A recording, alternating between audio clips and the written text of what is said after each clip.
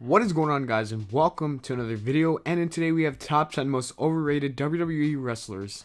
Let's get on the list, and for number 10 we have Roman Reigns. Roman Reigns is number 10 on my list because he's slowly becoming very overrated.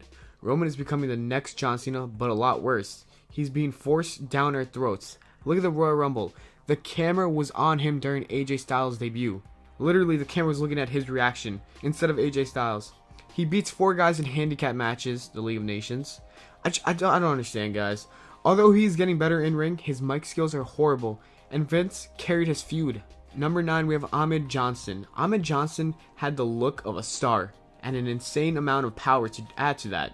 One huge problem was he could not perform simple moves, but that wasn't enough for the WWE to say, let's not push him, so they constantly pushed him through the mid-90s for no reason. Ahmed Johnson was very clumsy in the ring as well. He injured multiple wrestlers with his sloppy suplexes and spine busters, making him a liability in the ring. To top all that, he was horrible on the mic. Listening to Johnson on the mic was like listening to a baby crying. You would do anything to get it to stop. Number 8, Bobby Lashley. Lashley looked like a promising wrestler when he came to the WWE, even being compared to Brock Lesnar. He wasn't given much championship reigns though. Yeah, he had the ECW World Heavyweight Championship for a while and shaved Vince McMahon's head with Donald Trump at WrestleMania 23, but that's about it. I'm not calling Lashley a complete flop, yet his time in the WWE never reached its full potential. Number 7, The Big Show. There were a couple big men in the WWE that people actually remember, including Bam Bam Bigelow and Yokozuna.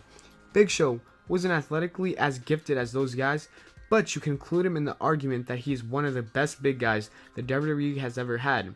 Over the past few years, he hasn't done anything spectacular, and if you look back at his matches, he really didn't have any good matches. But he did get a huge push because of his size, so I think his size makes him overrated. Number 6, Scott Steiner. When Scott Steiner started a tag team with his brother Rick as the Steiner Brothers, they were one of, if not the hottest tag teams rising during the early 90s. Let's fast forward a couple years later, and Scott's singles career went down the toilet despite capturing the WCW World Heavyweight Championship. When he took steroids, he became the most lazy champion ever. His matches in WCW were painful to watch, and his career in the WWE wasn't the greatest. Feuds with Triple H and Test didn't get him over with the WWE crowds, and no one cared about him, so it was time for Triple H to do the one thing he's good at, and that's bury him. Number 5, Batista. Batista was a great athlete, and he did improve from his early days as a part of Evolution, but Batista never really evolved altogether, so to speak. He has had many accomplishments, which are 10 championships in the WWE and possibly a future Hall of Fame inductee. But the problem with Batista is, in a match, he was never able to tell a story in the ring. His matches were short due to his stamina as well. Number 4, Kevin Nash. To be successful in life, you need connections. Kevin Nash knows this all too well.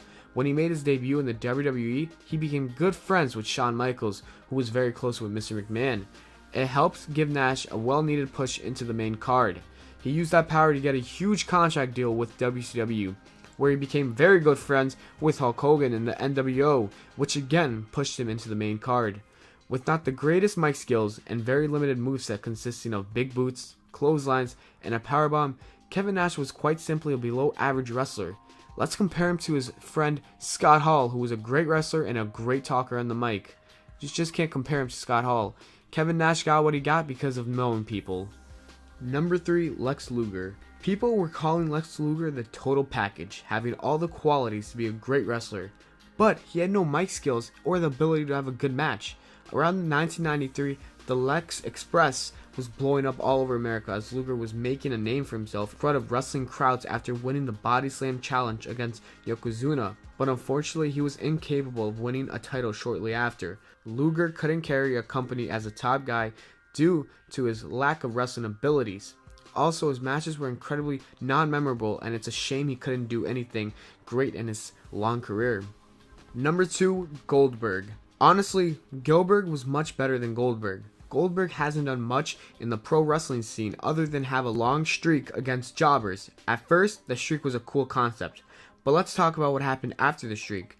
Instead of helping people win and go over, he did not want to lose any matches. Like, who does that? He did not want to lose so bad that he even refused to wrestle if they said he had to lose a match. Also, let's go through his moveset. A few kicks, a jackhammer, and a spear. Let's not even talk about his mic skills. You know what, guys? Let's stop talking about Goldberg and let his match at WrestleMania 20 speak for himself. And number 1, Hulk Hogan. The original creator of the 5 Moves of Doom, Hulk Hogan. Hulk Hogan's character was larger than life, and he put the WWE on the map. If he had not been in the WWE, who knows if it would still be a company today. But the one thing that doesn't make him the greatest wrestler of all time, and the most overrated wrestler, is his ability to wrestle. Most of his matches were him getting beat up until hulking up for a comeback and winning the match. Here's how all of his matches ended. Blocking punches, a clothesline, a big boot, a body slam, and finish it off with a leg drop. Guys like Macho Man, the Iron Sheik, and Bret Hart hated how he was defeating young guys who were trying to get past the glass wall and becoming main eventers. But he is the most overrated wrestler of all time. Thanks for watching the video, guys. Hope you enjoyed. If you did, don't forget to leave a like and subscribe for more videos.